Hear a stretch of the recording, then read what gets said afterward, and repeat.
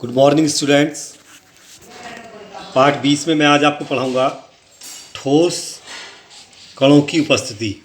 कहाँ? वायु में। वायु में बच्चों बहुत सारे ठोस कण भी उपस्थित रहते हैं। आपने कई बार देखा होगा जब घरों में किसी छिद्र से प्रकाश आता रहता है तो उस प्रकाश में बहुत सारे धूल कण आपको उड़ते हुए दिखाई देते हैं। तो ये ठोस कण होते हैं जो वायु में उपस्थित रहते हैं। आपको स्पष्ट दिखाई देंगे ये। तो इस प्रकार वायु में धूल कण भी उपस्थित रहते हैं। अब आता है स्थान एवं समय के अनुसार धूल कणों की मात्रा में परिवर्तन। तो बच्चों कहीं कहीं पर धूल कण ज़्यादा होते हैं तो कहीं धूल कण कम होते हैं।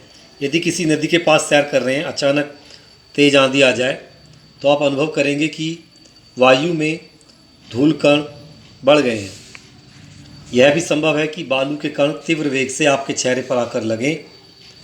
सांस लेने में बालू के कण मुंह के अंदर जाने का डर लगे, आपका दम घुटने लगे।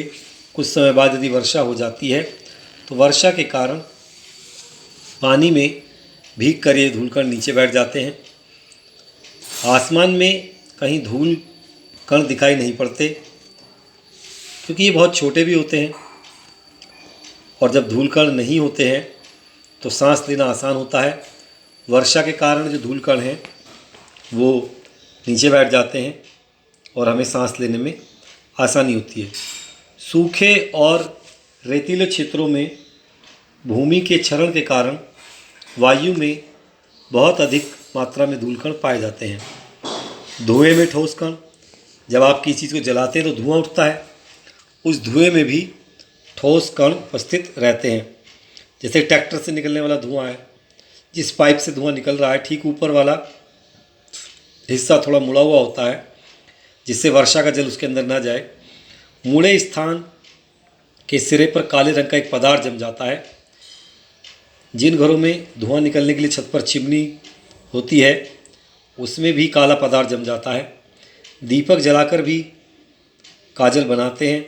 तो कई उदाहरण हैं जिससे पता लगता है कि जो धुआं होता है उसमें भी धूल कण या ठोस कण उपस्थित होते हैं।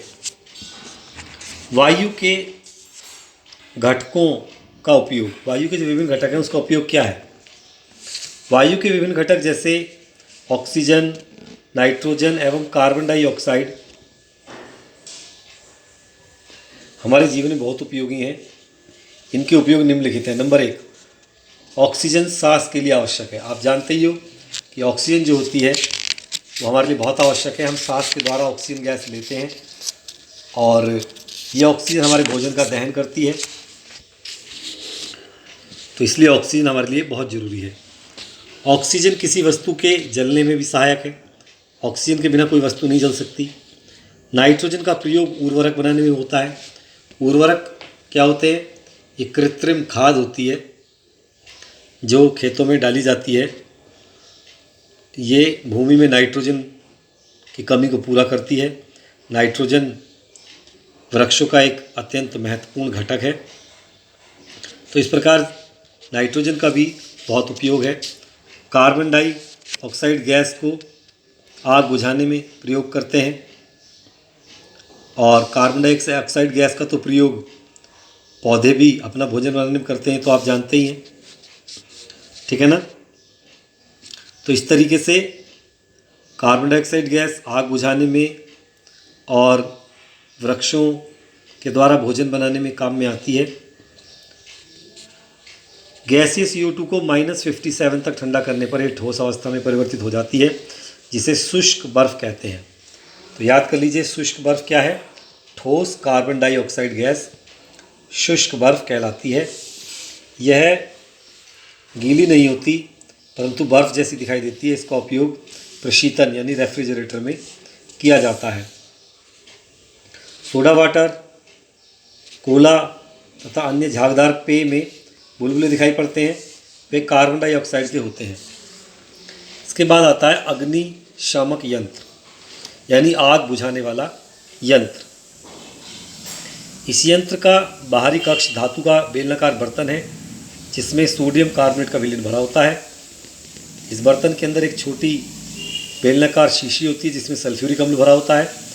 जब ये सल्फ्यूरिक अम्ल सोडियम कार्बोनेट से क्रिया करता है तो कार्बन डाइऑक्साइड गैस निकलती है। ये कार्बन डाइऑक्साइड गैस आग को बुझा देती है। तो बच्चों, अब हम पढ़ेंगे वायु प्रदूषण, लेकिन ये मैं आपको अगली कक्षा में पढ़ाऊँगा। तब तक आप जितना मैंने आज आपको पढ़ाया है उसी को रिवाइज़ करें, उसी को अच्छे से ढंग से पढ़ें। कल मैं आपको वायु प्रदूषण पढ़ाऊँगा। नमस्कार, धन्यवाद।